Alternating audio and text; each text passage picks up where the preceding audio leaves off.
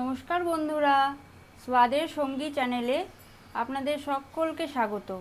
আজকে আমি বানাবো সর্ষে দিয়ে ইলিশ ভাপা। তো তার জন্য কি কি লাগছে দেখে নিন। প্রথমেই আমি এখানে ধুয়ে পরিষ্কার করে রেখেছি 4 পিস ইলিশ, আর তার সাথে অবশ্যই তো লাগছে সর্ষের তেল। আর এখানে সাদা সর্ষে কালো সর্ষে মিশিয়ে 2 চামচ নিয়েছি। তার সাথে নারকেল নিয়েছি, নুন, হলুদ, আর এদিকে কাঁচা লঙ্কা রেখেছি। প্রথমে আমি 4 পিস ইলিশের মধ্যে একটু নুন আর একটু হলুদ মাখিয়ে নিচ্ছি।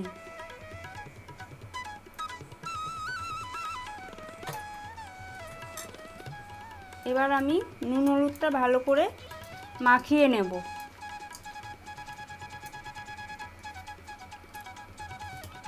আর এটার মধ্যে একটু সর্ষের তেলও দিচ্ছি।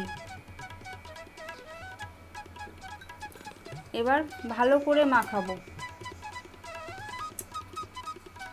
আমার নুন হলুদ মাখানো হয়ে গেছে মাছের মধ্যে। এবার আমি একটা মিক্সিং জার নিয়ে নিচ্ছি। ওর মধ্যে আমি নারকেল কুচো দিলাম, তার মধ্যে 2টো কাঁচা লঙ্কা আর 2 চামচ সর্ষে দিলাম।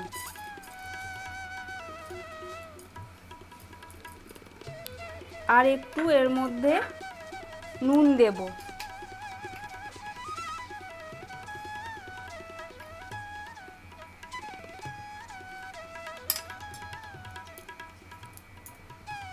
এবার মিক্সিং জারের মধ্যে আমি জল নিয়ে নেব, তারপর পুরো এটাকে পেস্ট করে নেব। প্রথমে আমি একটা টিফিন বক্স নিয়ে নিয়েছি। ওটার মধ্যে আমি যে সর্ষে সব কিছু পেস্ট করে রেখেছিলাম ওটা ঢেলে দিচ্ছি। আমি টিফিন বক্সের মধ্যে পেস্টটা নিয়ে নিয়েছি। এবার ওর মধ্যে আমি মাছগুলো দিয়ে দেব। এবার মাছগুলো দিয়ে ভালো করে মাছগুলোর মধ্যে মশলাটা মিশিয়ে নিতে হবে।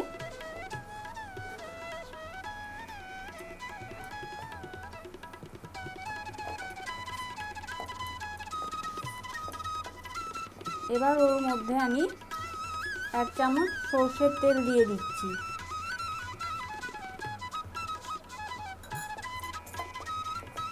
ইলিশে সর্ষের তেল খুবই ভালো লাগে, অন্য তেলে রান্না করাটা ঠিক লাগবে না, গন্ধটাও বেশ ভালো আসে।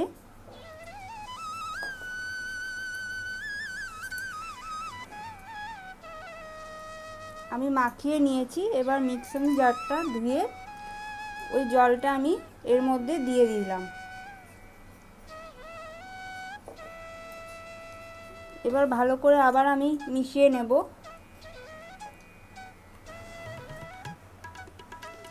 দেখুন আমার মশলাটা মাখানো হয়ে গেছে মাছের মধ্যে। এবার আমি 4টে কাঁচা লঙ্কা দিয়ে দিচ্ছি। এবার আমি টিফিন বক্সটা বন্ধ করে দিলাম। এবার আমি একটা কড়াই বসিয়ে দিয়েছি গ্যাসের মধ্যে। আমার জল গরম হয়ে গেছে। তার উপর আমি এই টিফিন বক্সটা দিয়ে দিলাম আর ওপরে ঢাকা দিয়ে দিলাম। এবার 15 মিনিট এইরকমই থাকবে, তারপর আমি ফিরে আসছি। আমার 15 মিনিট হয়ে গেছে। এবার আমি ঢাকনা খুলে দেখব। আমি গ্যাস অফ করে দিলাম। এবার এরকমই রেখে দেব কিছুক্ষণ, ঠান্ডা হলে তারপর এটাকে খুলে দেখব। দেখুন আমার ইলিশ ভাপা একদম রেডি, এবং এটা অন্য বাটিতে এখন আমি সার্ভ করে দেখাবো। দেখুন আমার ইলিশ ভাপা একদম তৈরি হয়ে গেছে। গরম ভাতের সাথে খেতে দুর্দান্ত লাগে। একবার হলেও ট্রাই করে দেখুন। আর কেমন লাগলো আমার এই রেসিপি সেটা কমেন্ট করে অবশ্যই জানাবেন। ভালো লাগলে লাইক করবেন, শেয়ার করবেন আর আমার চ্যানেলটাকে সাবস্ক্রাইব করবেন। ভালো থাকবেন, সুস্থ থাকবেন। ধন্যবাদ।